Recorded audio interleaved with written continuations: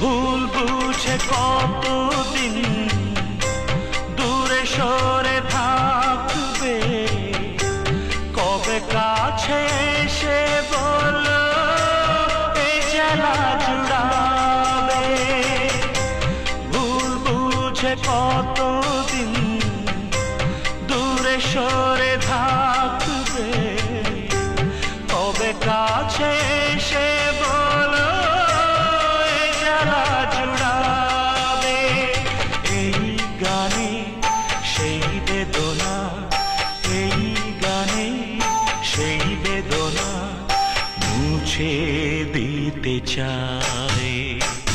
এই গান মনের খাতাতে লিখে দিয়ে যায়, এই প্রেম অমর করে তা রেখে যেতে চাই।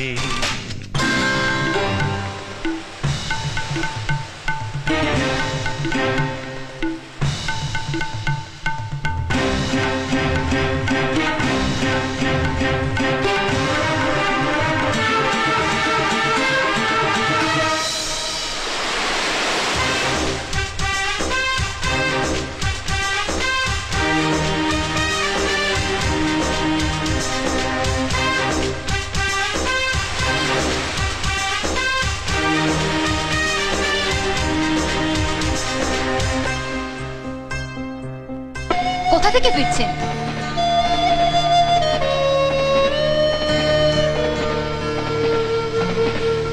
জেল থেকে।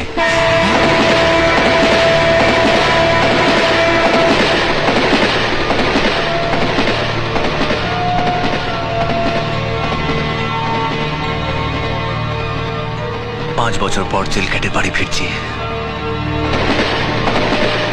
না না, এটা আপনি ঠিক বলছেন না।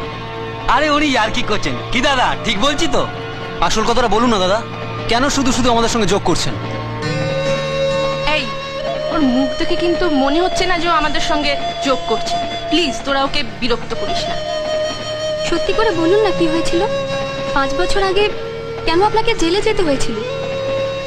বলুন না প্লিজ।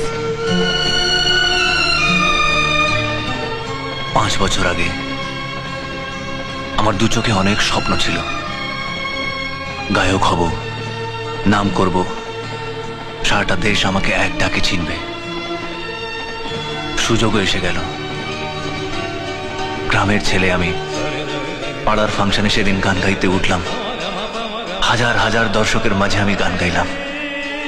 বড় বড় শিল্পীদের মধ্যে আমার গান দর্শকদের ভালো লাগলো। গান শেষ হলে আমার সঙ্গে আলাপ করলেন বিখ্যাত ক্যাসেট কোম্পানির মালিক Trilochan Bose. Fantastic, thank you. তোমার মধ্যে ট্যালেন্ট আছে, কিন্তু এখানে পড়ে আছো কেন? তুমি কলকাতায় চলো। কলকাতায়? হ্যাঁ, এই নাও আমার কার্ড। তিনি আমাকে কলকাতায় গানের সুযোগ করে দেবার প্রতিশ্রুতি দিলেন। পরের দিন মায়ের আশীর্বাদ মাথায় নিয়ে আমি কলকাতায় রওনা হলাম। আর দেরি করিস না বাবা, কালই তুই কলকাতায় রওনা হয়ে যা। ওখানে গিয়ে গান করে তুই অনেক নাম কর, প্রতিষ্ঠা পা, তারপর তোর কাছে গিয়ে আমি থাকবো। আমার জন্য কোনো চিন্তা করিস না। আমাদের ছোট্ট মহারাজ রয়েছে, ও আমার দেখাশুনো করবে।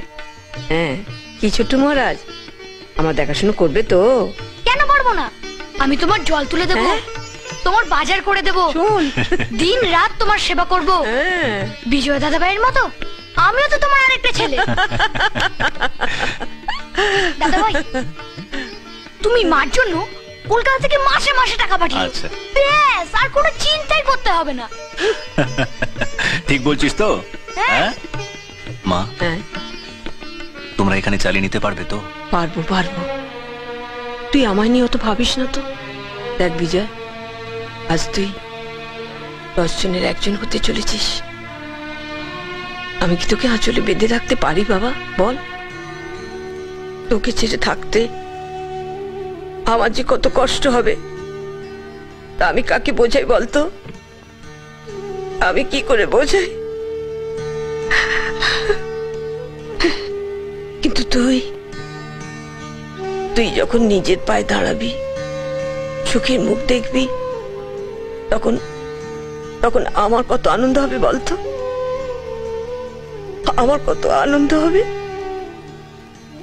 সেই আনন্দ কাছে এই কষ্ট কিছুটা কিছুটা কিছুটা।